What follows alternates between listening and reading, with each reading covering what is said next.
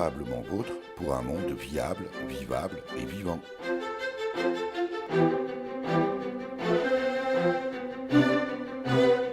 Aujourd'hui, nous évoquerons la lutte intégrée contre les ravageurs des plantes exotiques.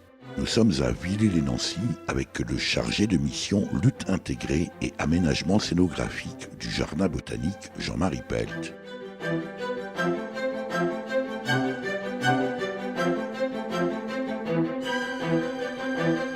Durablement Vôtre, à réécouter sur durablementvôtre.fr.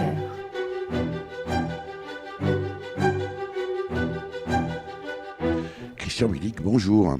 Bonjour. Christian Willick, on est là, je disais, dans le local de travail. Alors c'est une serre. Derrière vous, il y a des poubelles. Vous allez nous expliquer brièvement à quoi ça sert.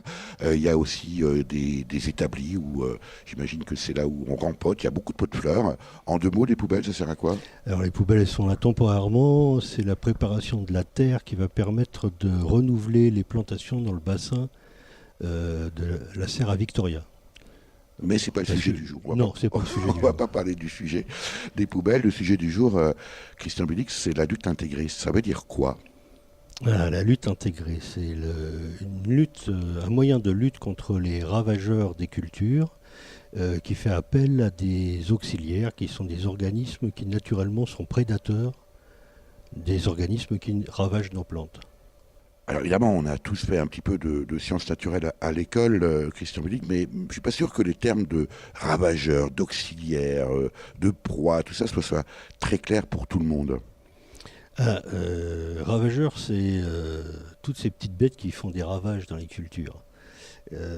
Donc on a conservé le terme, même s'il n'est pas vraiment très gracieux, mais voilà, ça regroupe tout ce qui est cochenilles, pucerons, trips et toutes ces petites bêtes, les chenilles, etc., qui viennent faire des dégâts dans les cultures. Les auxiliaires, ça c'est une vision aussi culturelle, c'est-à-dire que c'est toutes les petites bêtes qu'on peut utiliser, qui deviennent donc nos auxiliaires dans les cultures pour lutter contre les ravageurs. Et puis prédateurs et proies, voilà, c'est le lion et la gazelle, c'est l'aigle et le petit oiseau. Enfin voilà, et on est toujours la proie quelque part d'un prédateur qui lui-même est peut-être la proie de notre prédateur, sauf ceux qui sont tout en haut de la chaîne alimentaire. Tout en haut, c'est qu'ils sont tout en haut aussi des problèmes avec des parasites, avec d'autres choses qui les régulent aussi. Il y a un équilibre. Alors on parle de lutte intégrée, pourquoi? Alors on parle de lutte intégrée parce que l'objectif en particulier, là, moi je peux parler de ce qui se passe dans les serres qui sont des milieux complètement fermés. On essaye d'intégrer des auxiliaires pour réguler en permanence nos populations de ravageurs. C'est-à-dire que l'objectif est d'arriver à un équilibre. Ça, c'est l'absolu. C'est d'avoir dans nos serres un équilibre entre les ravageurs et les proies, ce qui fait que les ravageurs ne sont plus problématiques. Ils restent présents, mais ils sont régulés par les prédateurs. Si vous ne cherchez pas à les éradiquer complètement. Non, on n'a plus du tout la même approche que quand on faisait de la lutte chimique. La lutte chimique, c'est les pesticides, il y a un esprit d'éradication de la bête malfaisante. La peste. De la peste, voilà. Et donc, on n'a plus du tout cet esprit-là. Ce qu'on veut, c'est que tout le monde puisse vivre en équilibre et que ça ne nous pose pas de problème, que nos plantes soient en bonne santé. Dans la nature, elles sont toujours confrontées à toutes sortes d'organismes qui les attaquent, mais qui sont eux-mêmes régulés par d'autres organismes. Donc ça ne pose finalement pas de problème. Il n'y a qu'une plante vraiment malade, enfin affaiblie dans la nature pour d'autres raisons environnementales, climatiques ou autres, qui va être vraiment détruite par des ravageurs. Mais sinon, il n'y a pas de... Les plantes se maintiennent en fait depuis des millions d'années. Sans qu'on ait besoin de produits chimiques. Ça veut dire qu'aujourd'hui, dans les serres ici, au Jardin botanique Jean-Marie Pelt à Nancy, Christian Willick, il y a des ravageurs qui sont présents, il y a des cochenilles, il y a... alors évidemment, j'ai des pucerons, merci. Voilà, des mais trips. Ils sont présents, pour autant, ils ne font pas de ravages. Voilà. Grâce à vous. Eh bien, il y a des phases où ils se multiplient. pour des raisons climatiques, pour des raisons d'erreurs de culture, ça peut être, mais c'est rarement le cas, d'apport de nouvelles plantes. Enfin bon, il peut y avoir des conditions qui favorisent la multiplication d'un ravageur. Alors c'est quand la chaîne de présence, la chaîne de prédation est rompue, en particulier, hein, que les conditions climatiques, par exemple, ne sont plus favorables à l'auxiliaire. Auquel cas, le ravageur, lui, va se multiplier.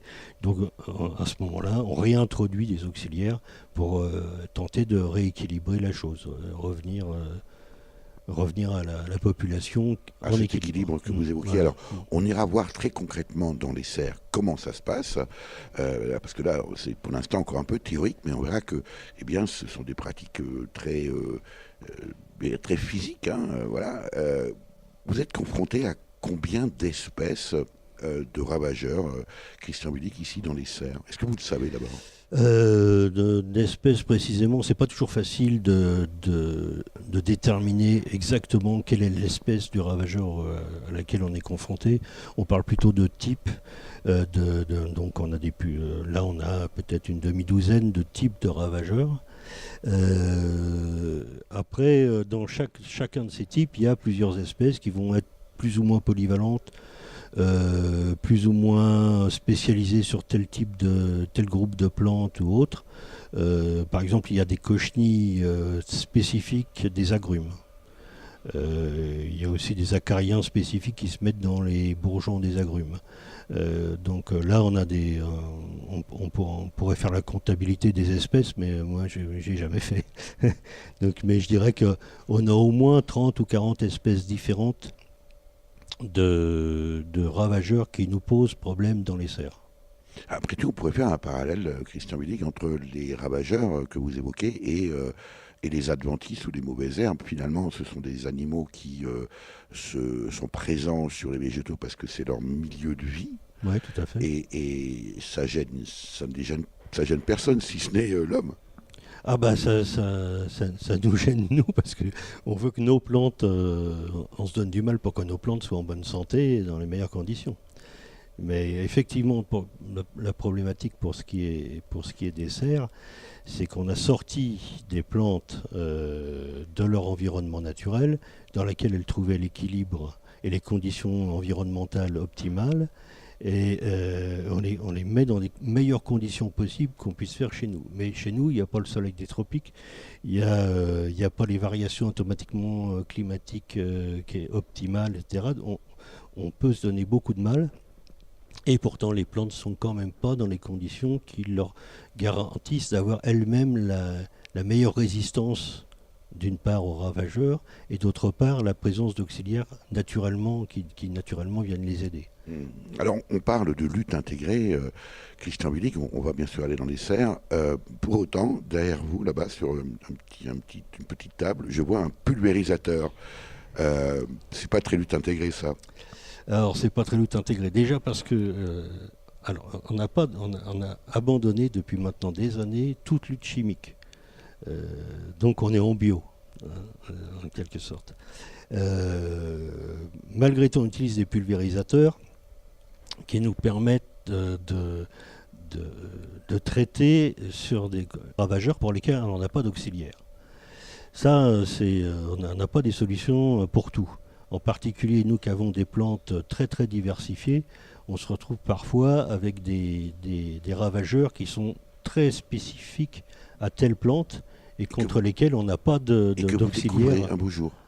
Et qu'on découvre un beau jour, oui, parce que une plante ramenée d'une mission de prélèvement, d'études dans la nature, on a récupéré une bouture pour la conserver en culture, donc ça s'est répandu dans différents jardins botaniques. On conserve les plantes comme ça c'est un autre sujet, hein, tous les échanges qu'il peut y avoir entre les jardins botaniques.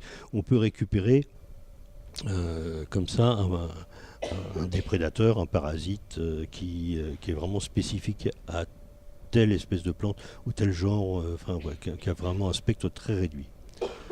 Et donc, et alors le pulvérisateur, vous ne m'expliquez pas la présence de ce pulvérisateur. Alors, j'y viens. En l'occurrence, on a eu, je vais vous donner un exemple, on a eu l'apparition d'une cochenille dans la serre tropicale qu'on n'avait jamais eue, qu'on ne savait pas identifier.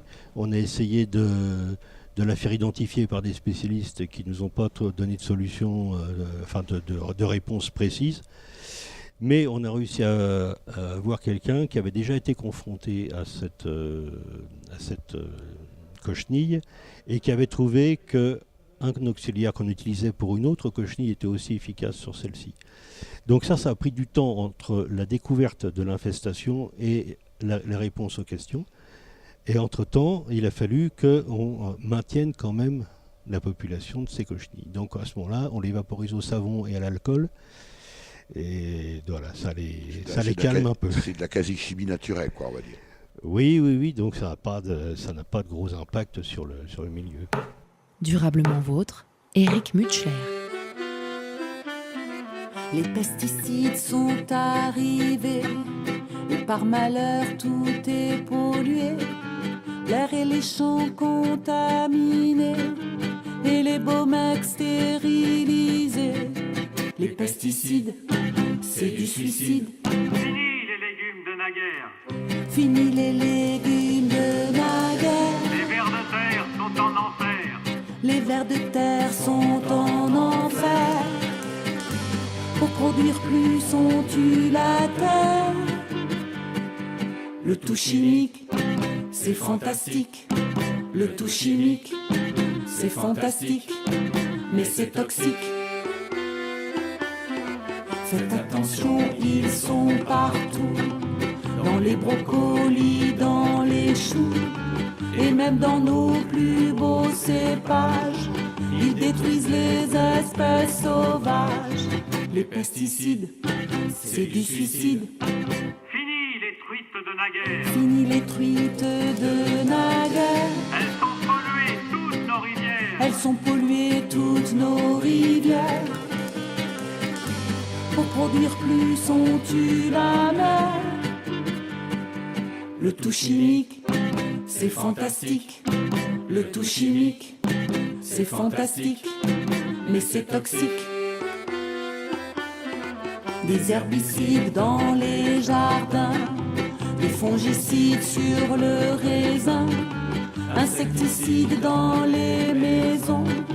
Nous avons perdu la raison. Les pesticides, c'est du suicide. Fini l'air pur de naguère. Fini l'air pur de naguère. C'est la misère. Pour nos poumons, c'est la misère.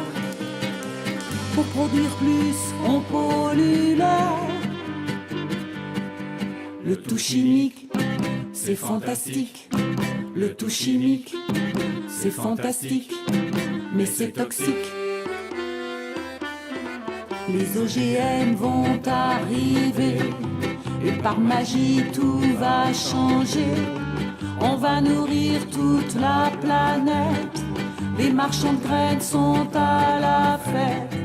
Les pesticides, c'est du suicide. Fini les légumes de naguère. Fini les légumes de Les naguère. abeilles, c'est la galère. Pour les abeilles, c'est la galère. Et pour nous tous, c'est le cancer.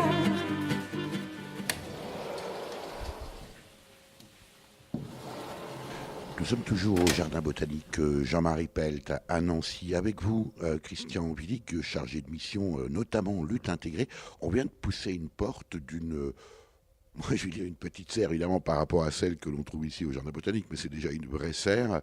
Expliquez-nous l'endroit où nous sommes. Alors, nous sommes dans une serre qui est consacrée à la conservation des plantes menacées des mascareignes. C'est-à-dire les îles qui se trouvent à l'est de l'Afrique, qui comprennent notamment l'île de la Réunion, les Seychelles, Maurice, etc. Madagascar, je crois, en fait partie aussi.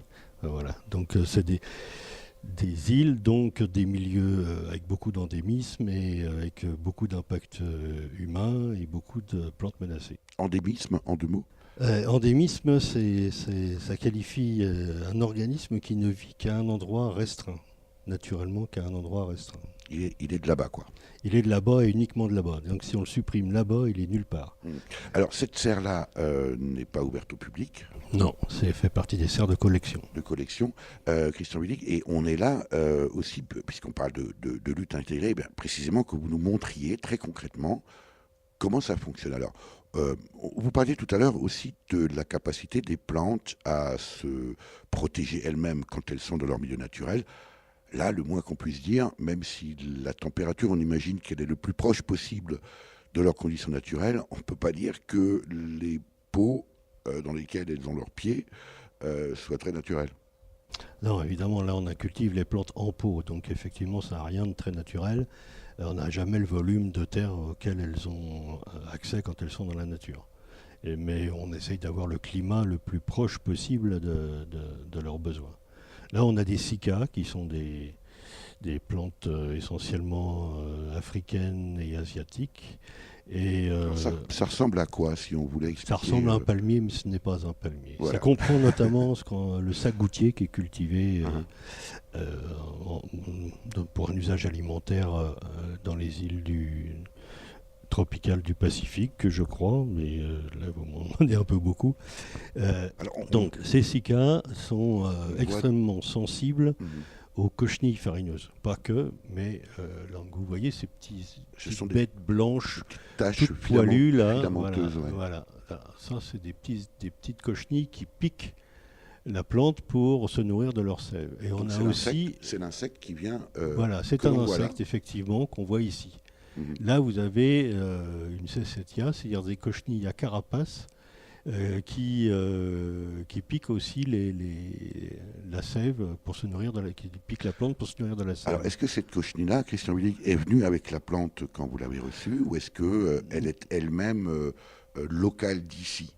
Alors c'est plutôt local d'ici, hein. C'est des cochenilles qu'on peut trouver aussi bien sur nos plantes d'appartement. Elles sont polyvalentes, elles s'attaquent à toutes sortes de plantes. Elles aiment bien les cycas parce que elles vont pondre, vous voyez, sur la base, sur le tronc, là, il reste des vestiges des anciennes feuilles qui font comme des écailles, et ça leur permet aux cochenilles d'aller pondre là, bien à l'abri, entre les écailles de la plante.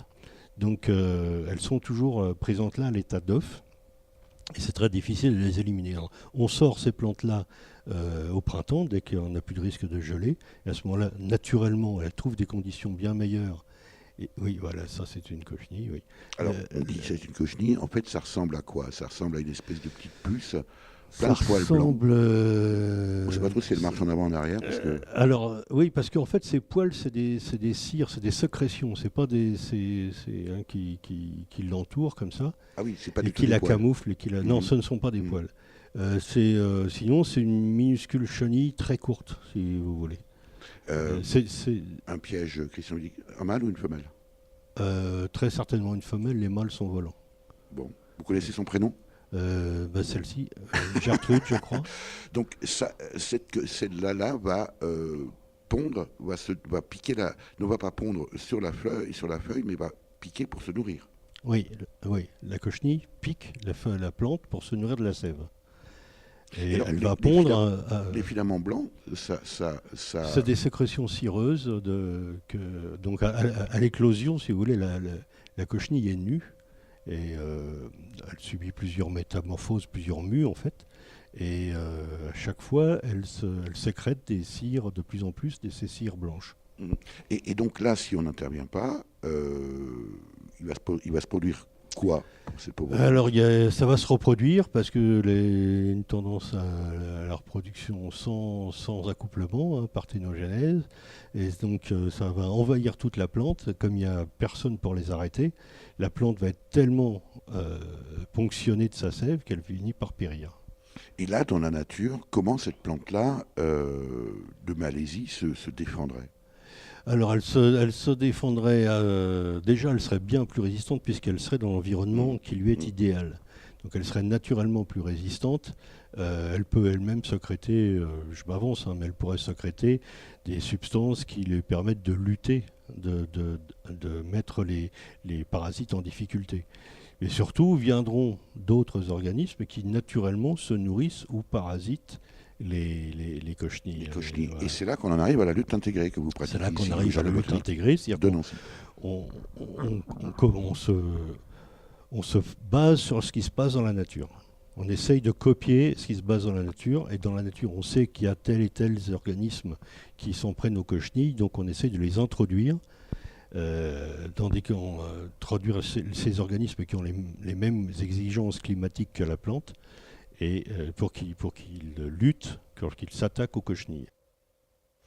Très concrètement, Christian Billig, ce sont donc d'autres insectes, Voilà. du coup prédateurs, mais ça veut dire qu'il faut que vous soyez capable, mais ça j'imagine que vous le faites très bien, de connaître l'espèce, ou au moins le genre, ou au moins toute la famille du ravageur, et puis ensuite de connaître quel est son prédateur, et puis ensuite il faut le trouver et le poser là.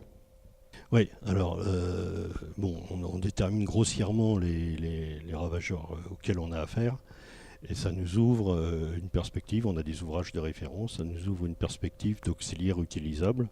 Après, nous, on est client d'une entreprise qui élève des auxiliaires.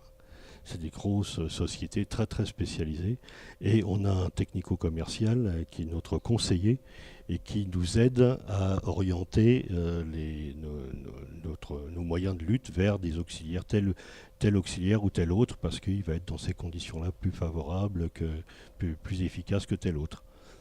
On est assisté quand même. On dira deux mots sur ces entreprises. Christian Billig, là très concrètement, sur ce SICA, on a vu les cochenilles farineuses. Cochenilles farineuses, oui.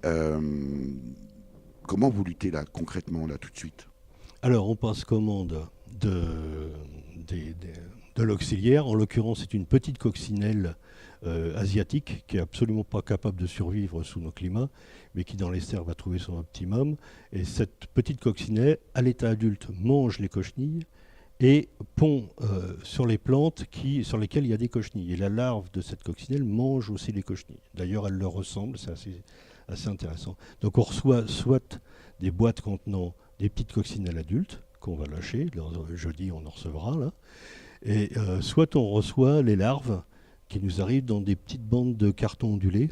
Et les larves, on en a ici. Voilà, oui, voilà une petite bande. Il y en a une aussi là-haut, tiens. Il y en a une là-haut, voilà. Donc on dispose ces petites bandes Alors ça, dans le feuillage, et on va après... expliquer en deux mots, Christian Billig, c'est un petit morceau de carton ondulé. Voilà, c'est une petite lanière de quoi, 1 cm de large. Voilà, petite fait, bande de carton. Quinzaine de 10 cm de long. Comme une guirlande. Voilà, et les larves, pour le transport, se nichent dans les ondulations du carton. Donc nous, on accroche ces petites bandes de carton dans le feuillage de la plante qui est parasitée, et les larves, après, de l'auxiliaire se répandent et se nourrissent. Après arrivent à maturité, se métamorphosent, donnent des adultes qui viennent répondre sur le site, etc. Pardonnez-moi si je suis un peu brutal, Christian Billig, ça marche? Bien sûr. Sinon, on ne ferait pas. Ça marche, ça dépend de ce qu'on entend par marcher. C'est-à-dire qu'on est bien d'accord qu'on ne va pas avoir une éradication définitive et totale, encore certainement pas définitive, C'est pas le but d'ailleurs. Non, c'est pas le but. C'est pas le but. Le but, c'est qu'il s'établisse un équilibre entre le ravageur et son prédateur, c'est-à-dire notre auxiliaire. Et donc on maintienne les populations de ravageurs présentes, mais en état où elles ne ravagent rien, c'est-à-dire qu'il n'y a que juste quelques individus, et ça ne pose pas de problème à la plante. On n'éradique pas la biodiversité, au contraire on la maintient, voilà. Mais dans des conditions qui pour l'homme, en l'occurrence pour vous, et pour le jardin botanique, soient acceptables. Voilà, on a toute satisfaction d'avoir des plantes en parfaite santé sans qu'il y ait destruction c'est utopique en fait de vouloir détruire le ravageur. Ça n'existe pas, la chimie n'y est jamais parvenue. Hein. Et puis qui est ravageur, du coup. Oui.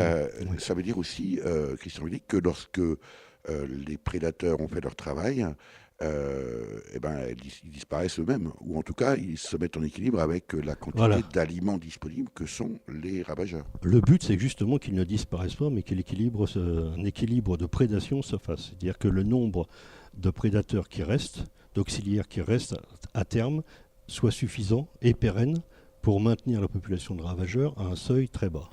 Durablement vôtre, Éric Mutschler.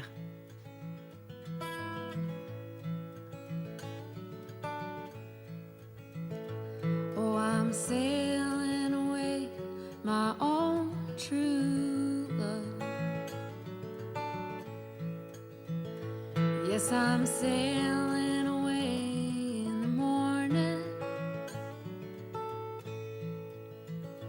Is there something I can send you from across the sea? From the place where I'll be landing. No, there's nothing you can send me, my own true love.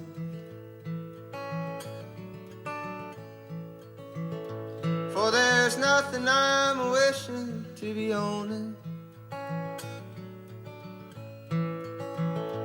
just to carry yourself back to me unspoiled. From across that lonesome ocean.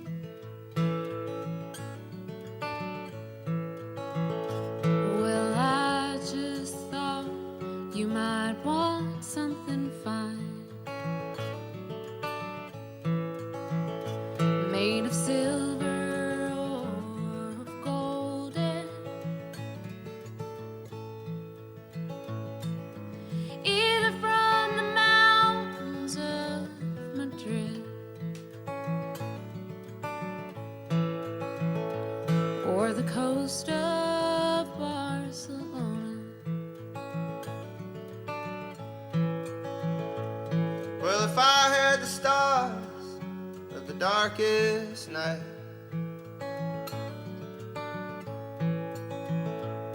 and the diamonds from the deepest ocean, well, I'd forsake them all for your sweet kiss.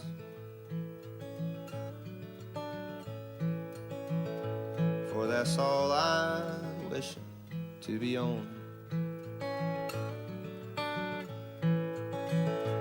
Well, I might be gone a long, long time. It is only that I'm asking. Is there something I can say to remember me by, to make your time more easy passing? Oh, how can you ask me again?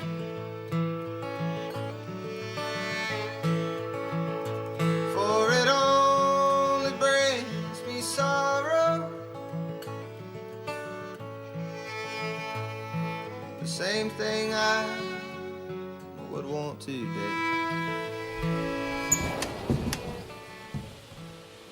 Christian, il dit qu'on a changé de serre, on n'est plus vraiment là dans un milieu tropical, mais vous qui vous occupez ici au Jardin botanique Jean-Marie Pelt à Nancy, notamment de lutte intégrée, c'est aussi votre domaine d'intervention. Oui, oui, tout à fait. On est ici dans la serre dite serre Pélargonium. Donc on a la collection notamment de Pélargonium Que tout le monde appelle le géranium. que tout le monde appelle géranium. Et là on a essentiellement des formes botaniques, donc c'est des plantes d'Afrique du Sud, hein, avec une très très grande diversité et qui demandent un milieu frais l'hiver. Voilà. Donc ici il fait effectivement cette saison-ci plutôt frais. Et c'est une serre également qui n'est pas ouverte au public, celle-là. C'est toujours une serre de collection. On a les pélargoniums, on a aussi toutes les plantes insectivores de même type de climat et quelques autres plantes diverses, dont des Amorphophallus, Xanthedeschia, que les jardiniers peuvent connaître, qui ont aussi ces exigences climatiques.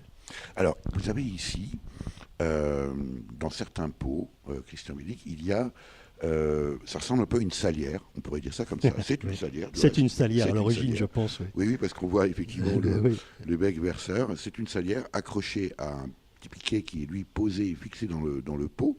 On peut le retirer. On peut le retirer, oui, tout à fait. Oui. Alors, j'imagine que là, autour, il y a une étiquette avec des codes barres, etc. Mais vous allez nous expliquer très concrètement de quoi il s'agit. Alors ça, c'est un moyen de lutte contre les pucerons. On fait appel là à ce qu'on appelle des parasitoïdes, c'est-à-dire des guêpes minuscules qui pondent dans les pucerons. Et la larve de la guêpe se développe à l'intérieur du puceron qui est paralysé, mais vivant, jusqu'à sa maturité. À ce moment-là, le puceron meurt et devient ce qu'on appelle une momie, c'est-à-dire qu'en fait, c'est une enveloppe sèche à l'intérieur de laquelle il y a la larve en cours de métamorphose. Et de là sort une petite guêpe qui va aller pondre après accouplement dans d'autres pucerons. Et donc ça, ces petites boîtes-là contiennent des momies, c'est-à-dire des pucerons morts qui contiennent encore la larve en cours de métamorphose de ces parasitoïdes. On a 5 espèces de parasitoïdes, donc ils vont avoir des exigences un petit peu différentes. Et sur ces 5 espèces, il y en a certainement au moins une qui va trouver ici les conditions qui lui sont favorables, et les pucerons qui lui sont favorables. Et donc on reçoit ces petites boîtes, on scotche dessus la petite baguette qui permet de la fixer dans les pots. Et comme une salière, alors, quand on la reçoit, la petite boîte est fermée, et comme une salière, on l'ouvre sur les petits trous.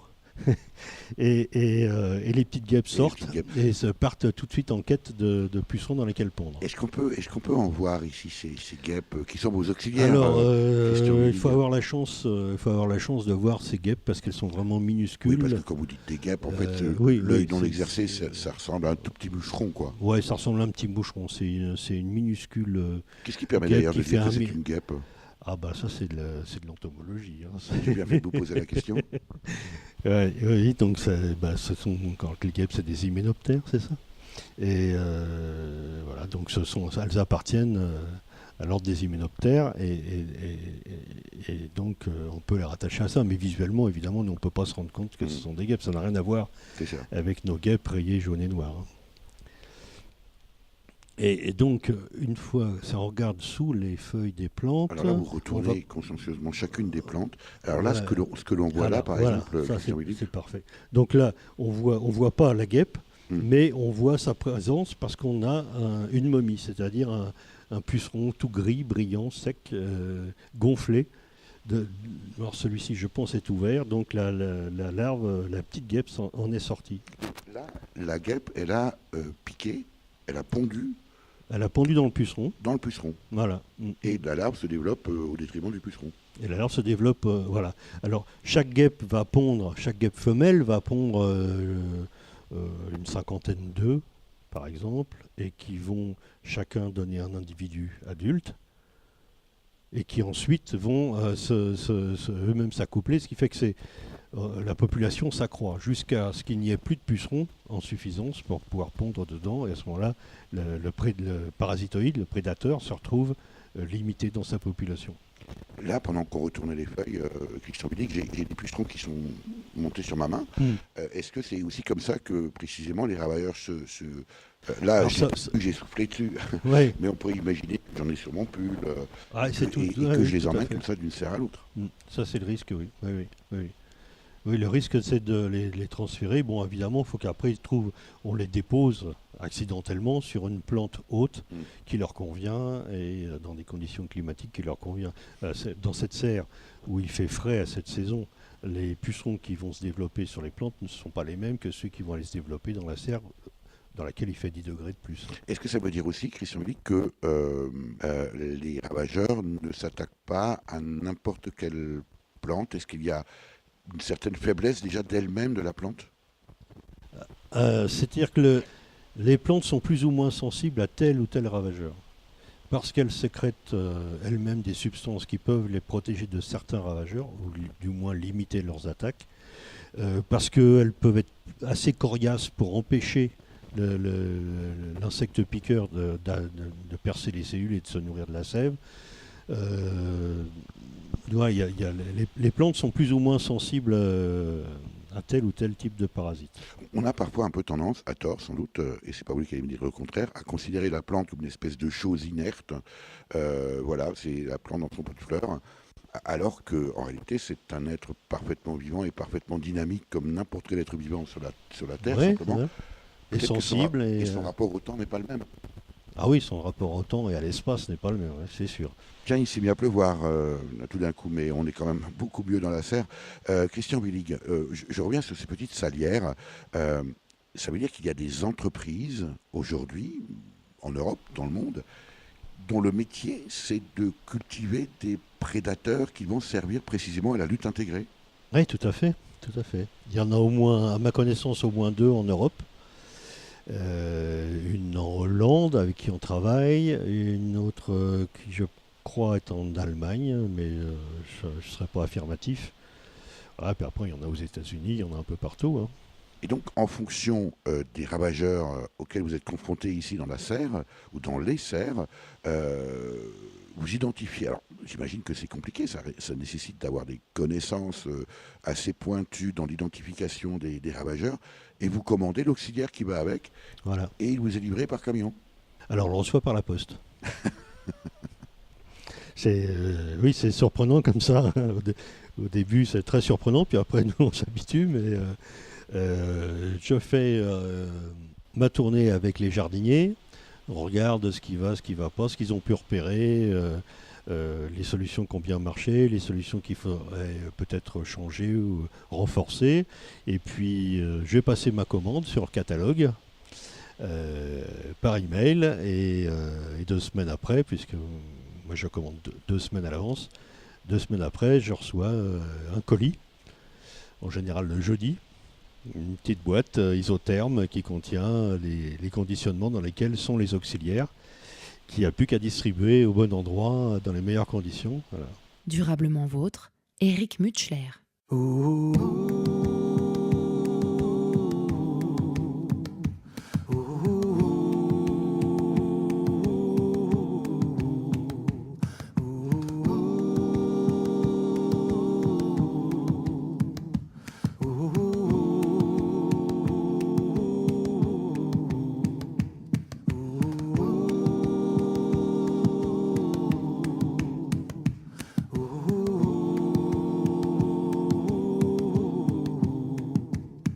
Je suis un aigle, je vole très haut. Je suis un serpent, je rampe très bas. Je suis un homme blanc, je suis un homme noir. Peut-être amérindien, je ne le sais pas. Je suis un Wobotrack sur la ligne de Sandmore. Je roule en wagon dans la nuit. Qu'importe où je descendrai, ce qui va m'arriver, je sais pas vraiment ce qui va m'allumer.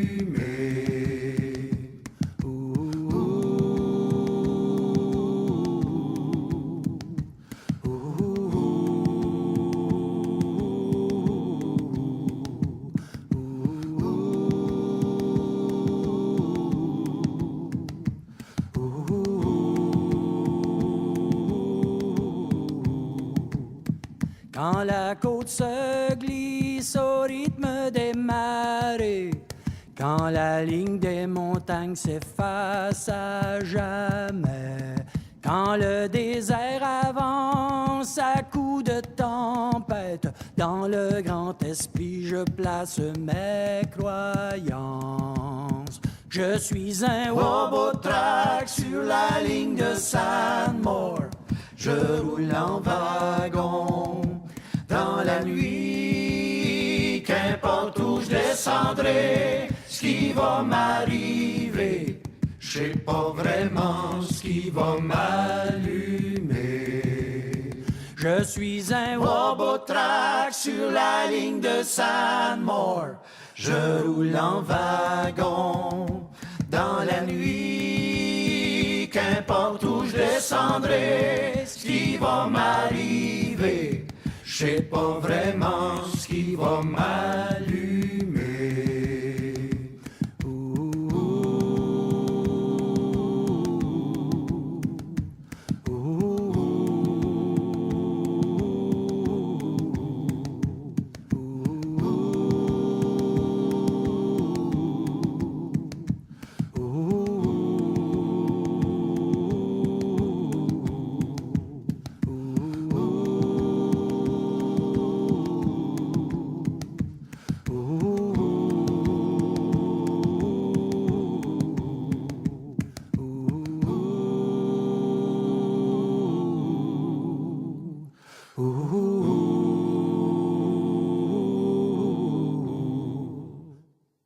Christian Billy, comment êtes-vous arrivé à être chargé de mission, notamment lutte intégrée ici au Jardin botanique Jean-Marie Pelt à Nancy? Quel est votre propre parcours?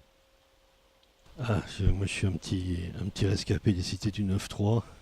Ah oui, Oui. Passionné de nature depuis tout petit.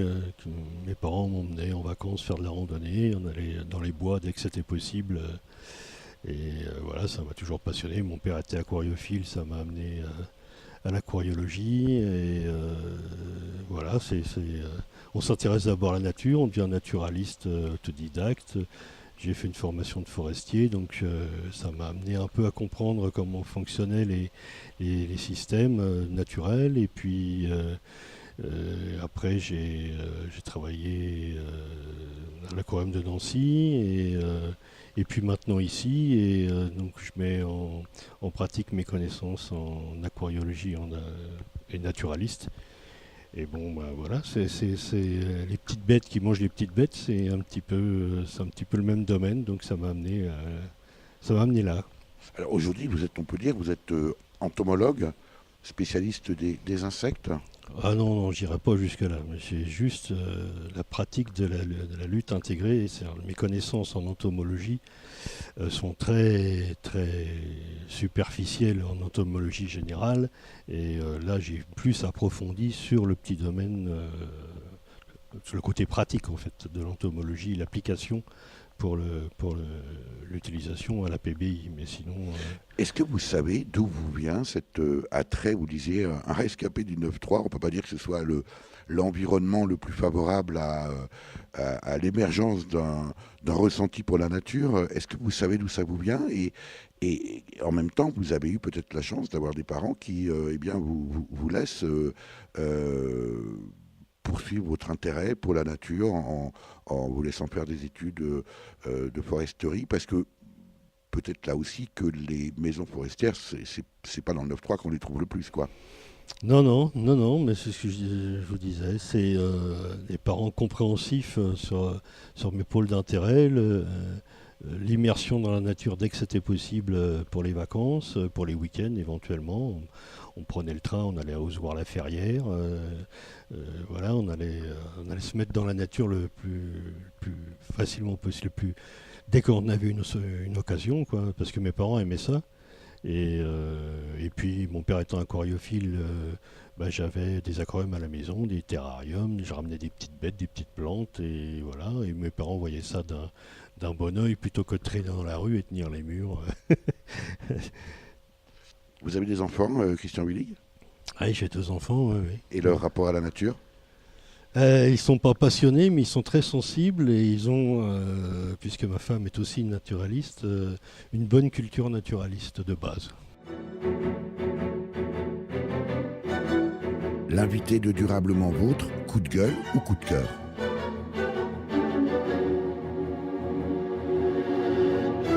Christian Willig, chargé de mission lutte intégrée et aussi aménagement scénographique ici au Jardin botanique Jean-Marie Pelt à Nancy. Plutôt coup de cœur ou plutôt coup de gueule? J'ai déjà un gros coup de gueule.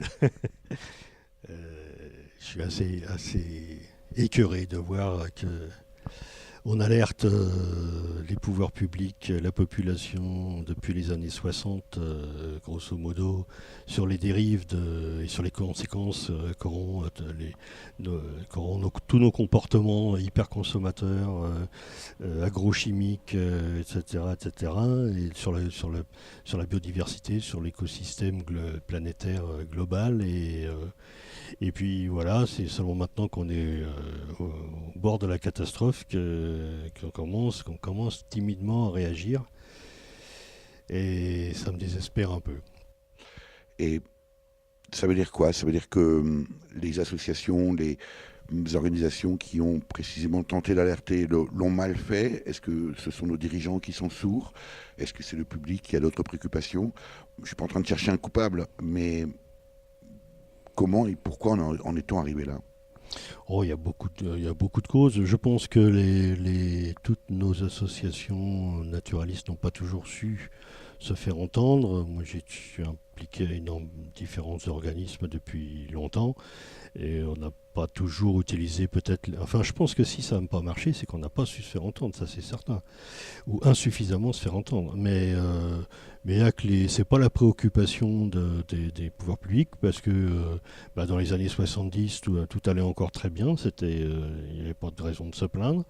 Et puis après, la crise économique prime, les conditions sociales priment. Et puis les industriels qui alimentent tout ce business ont une vision à court terme. Tout le monde a une vision à court terme en fait. Et donc quand on alerte sur quelque chose qui va se passer dans 50 ans, on est certainement moins performant que si on dit c'est demain que ça va arriver. Est-ce qu'on peut imaginer, Christian Willig, qu'on est ici dans un jardin botanique, en l'occurrence Jean-Marie Pelletan Nancy, qui a aussi une vocation pédagogique, qui reçoit donc des enfants. Les enfants aujourd'hui entendent parler de développement durable, peut-être encore un peu de façon conceptuelle, mais voilà, la sensibilisation aux enjeux écologiques, elle est présente.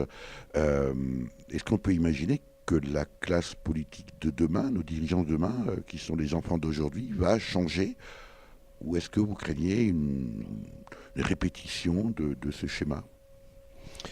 De toute façon, quand on fait de la pédagogie à l'environnement, c'est les enfants qui sont les plus sensibles. Quand on accueille des groupes, qu'on fait des visites guidées, etc., il en reste certainement plus de traces chez eux que quand on s'adresse à des adultes qui ont déjà des opinions bien tranchées, qui ne sont pas toujours très ouverts. Mais quand les enfants d'aujourd'hui seront au pouvoir, je ne sais pas s'ils auront vraiment le choix de faire autre chose que ce qu'il faut faire. Et de le faire pour la planète et pour l'équilibre planétaire, quoi. On a passé presque une heure avec vous ici au Jardin Botanique sur la lutte intégrée. Est-ce que, parce que c'est un bon exemple finalement, quand vous parlez d'incapacité des pouvoirs publics à entendre ce discours, c'est culturel, c'est que voilà, on a une autre représentation que celle que l'on devrait avoir, c'est fondé sur des croyances. Est-ce que le travail que vous faites ici, Christian Willig, a des ramifications à l'extérieur? Est-ce que on peut imaginer que, je sais pas, des maraîchers, des agriculteurs de la FNSEA viennent s'intéresser à ce que vous faites ici depuis presque 20 ans en matière de lutte intégrée? Est-ce que ça a un impact? Et est-ce que c'est facile de changer de culture et de paradigme? Alors les agriculteurs, non, on n'a pas vraiment viennent pas beaucoup nous solliciter. On est vraiment très très particulier nous parce on est en conditions tropicales, on a une très très grande diversité de plantes qui ont des exigences variées, donc on est assez loin de du monde de l'agriculture. Maintenant, les agriculteurs s'intéressent effectivement à ce qui se fait dans des jardins botaniques à l'extérieur potentiellement. Ouais. Et nous, on n'est pas formateurs des agriculteurs. Non, mais on pourrait imaginer que eux, par curiosité, viennent voir ce que vous faites. Après, tout le monde peut venir voir. Hein, absolument. Allez, on va terminer sur votre coup de cœur, Christian Willig. Sur un coup de cœur, vous me prenez un peu au dépourvu. Est-ce que j'ai un coup de cœur? J'ai un coup de cœur pour... peut-être, je ne sais pas si vous pouvez parler de la concurrence, mais... Oh, mais nous n'avons aucune concurrence. Non, un petit coup de cœur sur une petite émission que j'entends le matin très tôt sur France Inter quand je suis à peine réveillé, mais qui a une tendance à me redonner un petit coup de fouet. Je suis tellement peu réveillé que je me souviens pas du nom de l'émission, mais où on présente des choses positives qui se font en matière d'environnement, des initiatives pour l'environnement, pour le social, etc. Un peu comme Durablement Vôtre, quoi. Un peu. Mais c'est très bref.